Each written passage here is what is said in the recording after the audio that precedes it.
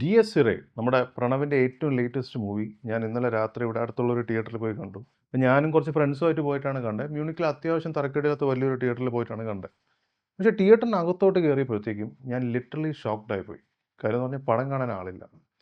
ഒരു സൺഡേ ഈവനിങ്ങിൽ പകുതിയിൽ കൂടുതൽ സീറ്റ്സും കാലിയാണ്. നിങ്ങൾ മനസ്സിലാക്കേണ്ട കാര്യം നമ്മുടെ നാട്ടിലുള്ള പോലെ എല്ലാ കോർണറിലും ജംഗ്ഷനിലും ഒന്നും ഇവിടെ തിയേറ്റേഴ്സ് ഒന്നുമില്ല.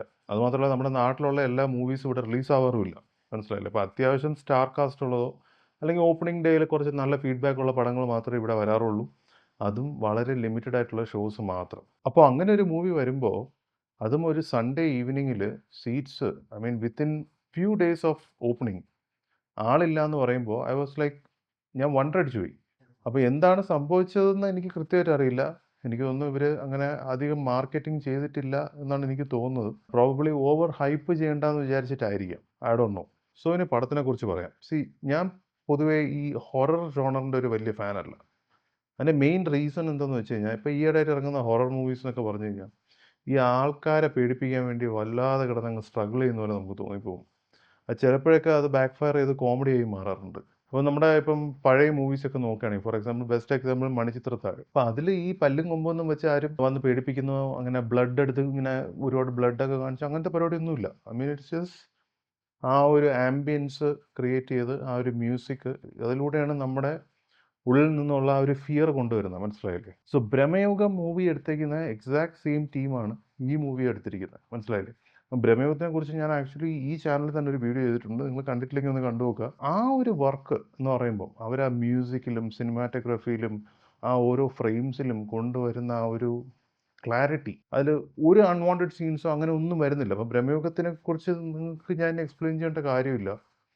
അതേപോലെ ഈ മൂവിയുടെ ടെക്നിക്കാലിറ്റീസിനെ കുറിച്ച് ഞാൻ കൂടുതൽ എക്സ്പ്ലെയിൻ ചെയ്യുന്നില്ല. കാര്യം എന്ന് പറഞ്ഞാൽ you can just compare it with Bramayugam.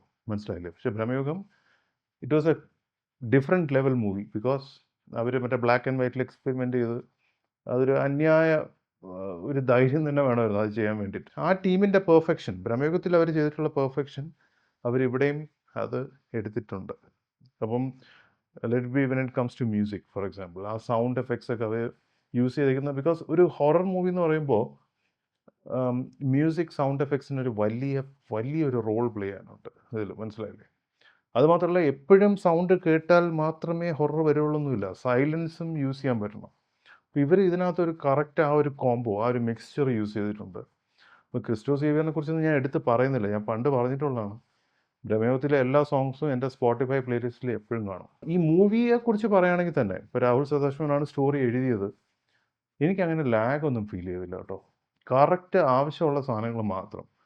Through out the movie നമ്മളിങ്ങനെ എൻഗേജ് ചെയ്തുകൊണ്ടേയിരിക്കും. It was just straight to the point. അപ്പോൾ ഈ മൂവിയുടെ സിനിമാറ്റോഗ്രാഫി എഡിറ്റിംഗ് ഇതെല്ലാം ചെയ്തിരിക്കുന്ന ബ്രഹ്മയുഗത്തിൻ്റെ സെയിം ടീം ആൾക്കാരാണ്. അപ്പം അവരുടെ വർക്ക് എന്ന് പറഞ്ഞാൽ ഇറ്റ്സ് റിയലി ഗുഡ്. ഐ മീൻ ഒരുപാട് ഇൻഡോർ നൈറ്റ് ഷോട്ട്സ് ഒക്കെ എടുത്തിട്ടുണ്ട്. അതൊക്കെ വളരെ നന്നായിട്ട് ക്യാപ്ചർ ചെയ്തിട്ടുണ്ട്. ഇപ്പം ഞാൻ പറഞ്ഞില്ലേ ഞാൻ ഒരുപാട് ടെക്നിക്കൽ ഡീറ്റെയിൽസിലേക്ക് പോകുന്നില്ല. ഐ വുഡ് ജസ്റ്റ് സേ ആ ഒരു ടെക്നിക്കൽ ഇതിൽ അവർ നന്നായിട്ട് ചെയ്തിട്ടുണ്ട്. അതിനി കൂടുതലെടുത്ത് ഞാൻ പറയുന്നില്ല. സോ ഷെഹ്നാദ് ജലാലാണ് സിനിമാറ്റോഗ്രാഫർ. അതേപോലെ ഷഫീഖ് മുഹമ്മദ് അലിയാണ് എഡിറ്റർ. സെയിം ബ്രഹ്മയുഗം ടീമാണ്. അടുത്തതായി ഇതിനെക്കുറിച്ച് പറയേണ്ടത് ഇതിലെ പെർഫോമൻസസിനെ കുറിച്ചാണ്. അതിൽ സ്പെസിഫിക്കലി പറയേണ്ടത് പ്രണവ് മോഹൻലാലിൻ്റെ പെർഫോമൻസ് ആണ്. ഐ മീൻ സീരിയസ്ലി നമ്മൾ പ്രണവിനെ ഇങ്ങനെ ഒരു റോളിൽ കണ്ടിട്ടില്ല. It's like completely new. മനസ്സിലായോ? അത് പുള്ളി നമ്മളിങ്ങനെ സർപ്രൈസ് ചെയ്തുകൊണ്ടിരിക്കും ഓരോ മൂവീസിലും. ഒരു പുള്ളിയുടെ ഡിഫറെൻറ്റ് ഷെയ്ഡ്സ് ഇങ്ങനെ നമുക്ക് കാണാൻ പറ്റും. പുള്ളി ഇവോൾവ് ആവുന്നത് നമുക്ക് കൃത്യമായിട്ട് കാണാൻ പറ്റും. അപ്പോൾ പ്രണവിൻ്റെയൊക്കെ ഓപ്പണിംഗ് സീനൊക്കെ കണ്ടു കഴിഞ്ഞാൽ നിങ്ങൾ ഒരിക്കലും വിശ്വസിക്കില്ല അത് പ്രണവാണെന്ന്. ബിക്കോസ് നമ്മൾ ഇതുവരെ പുള്ളി അങ്ങനെ ഒരു ക്യാരക്ടറിൽ നമ്മൾ ഇതുവരെ കണ്ടിട്ടില്ല. So it was like really surprising for me. And also ആ ഫസ്റ്റ് ഹാഫിലുള്ള പുള്ളിയുടെ സ്വാഗ് എന്നൊക്കെ പറഞ്ഞു കഴിഞ്ഞാൽ അടിപൊളി. ഐ ഓൾസോ ഫെറ്റ് ലൈക്ക് പുള്ളി ഫിസിക്കലി കുറച്ചും കൂടെ ഒന്ന് ബിൽഡ് ആയിട്ടുണ്ട്. Looks like he has put up some weight as well which looks good. I mean പുള്ളിയുടെ ലുക്സൊക്കെ ഇതിൽ നല്ല അടിപൊളിയായിട്ട് ചെയ്തു വെച്ചിട്ടുണ്ട്. അപ്പോൾ ഈ ഒരു പടം ചെയ്യും പുള്ളി ഡിസപ്പിയർ ആവും. ഇനി അടുത്ത് വരുന്നത് ഏതെങ്കിലും ഒരു കിടിലൻ ഒരു സംഗതിയായിട്ടായിരിക്കും മിക്കവാറും വരുന്നത്. പക്ഷേ ഈ ഒരു ടീമിൻ്റെ കൂടെ അസോസിയേറ്റ് ചെയ്തതിൽ എനിക്ക് വളരെയധികം സന്തോഷമുണ്ട്. ബിക്കോസ് രാഹുൽ സദാശിവത്തിൻ്റെ പ്രമേയുഗം ദ സെയിം ടീം. പിന്നെ ഇതിന് മുമ്പ് രാഹുൽ സദാശിവൻ ചെയ്തിട്ടുള്ള ഹൊറർ മൂവി എന്ന് പറയുമ്പോൾ ഭൂതകാലം. അപ്പം that's also an amazing movie. മനസ്സിലായില്ലേ? പിന്നെ പെർഫോമൻസിൻ്റെ കാര്യം പറയുകയാണെങ്കിൽ ജിപിൻ ഗോപിനാഥ് അതിലൊരു ക്യാരക്ടർ ചെയ്തിട്ടുണ്ട്. മീൻ അതൊരു നമ്മുടെ പ്രണവിൻ്റെ കൂടെ തന്നെ സഞ്ചരിക്കുന്ന ഒരു ക്യാരക്ടറാണ്.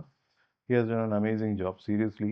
പുള്ളി ആ ഇടയ്ക്കൊക്കെ പുള്ളിയുടെ ആ ഒരു ഫിയർ, നമ്മുടെ ആ ഒരു പേടിയോട് കൂടിയുള്ള നോട്ടം, അങ്ങനെയൊക്കെയുള്ള ഫേഷ്യൽ എക്സ്പ്രഷനൊക്കെ കാണുമ്പോൾ തന്നെ നമുക്കത് ഐ മീൻ ലൈക്ക് നമുക്കും അത് ഫീൽ ചെയ്യും, മനസ്സിലായില്ലേ? അപ്പം he has done exceptionally well job. അതേപോലെ എനിക്ക് എടുത്ത് പറയണമെന്ന് തോന്നിയത് കിരൺ എന്ന് പറഞ്ഞൊരു ക്യാരക്ടറുണ്ട് ഇതിനകത്ത്. അപ്പോൾ അത് ചെയ്തേക്കുന്ന അരുൺ അജികുമാർ എന്ന് പറഞ്ഞ ഒരു ആക്ടറാണ്.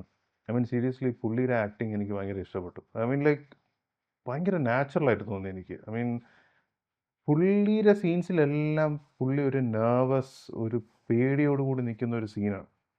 അപ്പോൾ പുള്ളിയുടെ നമുക്ക് ആ ഒരു നെർവസ്നെസ് ഒക്കെ കാണുമ്പോൾ തന്നെ ഐ മീൻ അതിങ്ങനെ നമുക്ക് സ്ക്രീനിലൂടെ ഇങ്ങനെ നമ്മളിലേക്ക് ട്രാൻസ്മിറ്റ് ആവുന്ന പോലെ എനിക്ക് തോന്നി, മനസ്സിലായി. അപ്പം അത് I thought like it's worth mentioning that he has done an amazing job. പിന്നെ ഒരു പോപ്പുലർ ആയിട്ടുള്ള ഒരു നടനും കൂടെ ഇതിൽ ഉണ്ട്.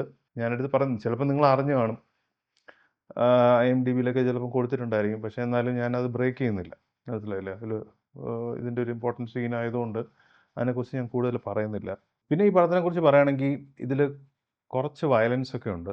അതായത് ഒരു സീനിൽ സ്പെസിഫിക്കലി കുറച്ച് ഒരു ബ്ലഡും വയലൻസൊക്കെ കാണിക്കുന്ന ഒരു സീൻ വരുന്നുണ്ട് ഇതിൽ. എന്തൊക്കെ പറഞ്ഞാലും ഈ പടത്തിന് A സർട്ടിഫിക്കറ്റാണ് കൊടുത്തേക്കുന്നത്. അതുകൊണ്ട് കുട്ടികളെയും കൊണ്ടൊന്നും കയറാതിരിക്കുക. ഇവിടെ എന്തായാലും തിയേറ്ററിനകത്ത് കുട്ടികളെ കയറ്റില്ല, മനസ്സിലായില്ലേ? അവർ എൻട്രൻസിൽ തന്നെ ചെക്ക് ചെയ്യും, കുട്ടികളകത്ത് കയറ്റാൻ സമ്മതിക്കില്ല. പക്ഷേ ഞാൻ പറഞ്ഞ ഈ ഒരു വയലൻസ് സീൻ അവർ ചെയ്തേക്കുന്നത് അതെടുത്ത് പറയേണ്ടത് തന്നെയാണ് കേട്ടോ. കാരണം എനിക്ക് അങ്ങനെ ഒരു മലയാളം മൂവിയിൽ അങ്ങനെ ഒരു വയലൻസ് ഐ ഡോണ്ട് നോ. മാർക്കോയിൽ ചിലപ്പം മാർക്കോയിൽ മേ ബി കുറച്ച് ചെയ്തിട്ടുണ്ടായിരിക്കും. പക്ഷേ അതിൽ നിന്നും കുറച്ചും കൂടെ ബ്രൂട്ടലായിട്ട് നമുക്ക് ഇത് എനിക്കെന്തോ ഫീൽ ചെയ്തു, മനസ്സിലായില്ല? ആ ഒരു ഇൻസിഡൻറ്റ് നടന്നിട്ട് ആ ഇൻസിഡൻറ്റ് സംഭവിച്ച ആളിങ്ങനെ ഐ മീൻ ആ ഒരു പകുതി ബോധത്തിൽ അത് നോക്കുന്ന ഒരു സീനുണ്ട്.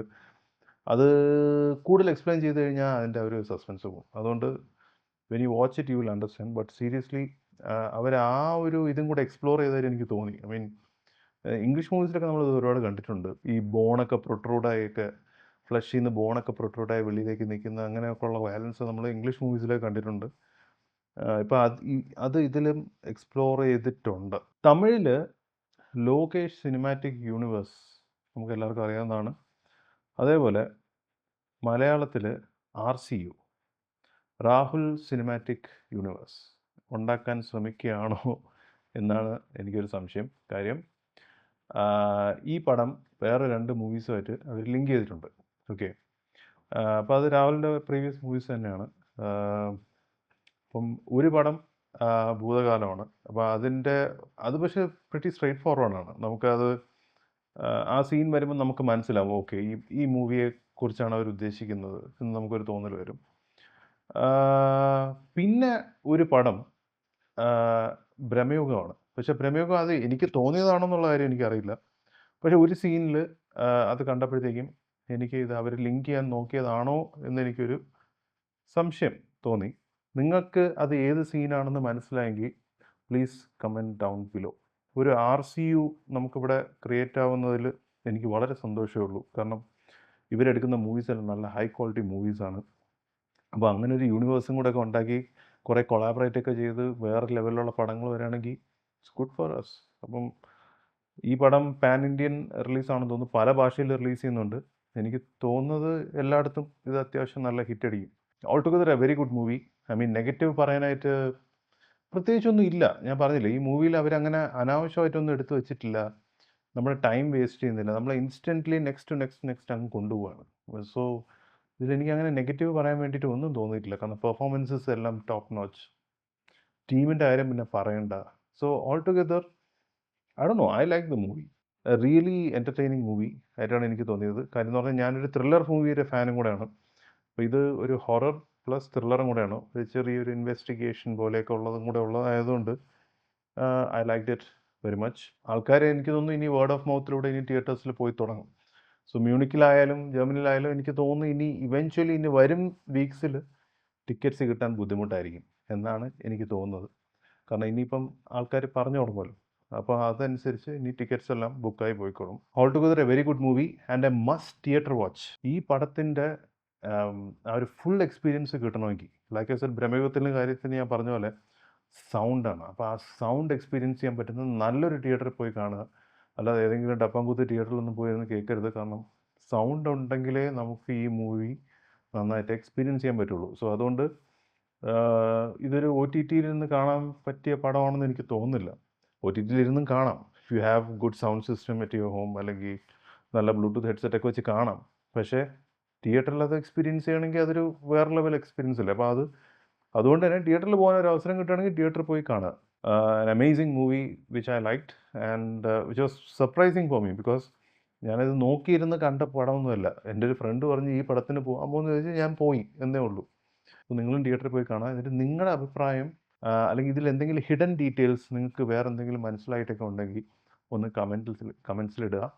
So thank you very much for your time. നമുക്കിനി അടുത്തൊരു വീഡിയോയിൽ കാണാം. ബൈ.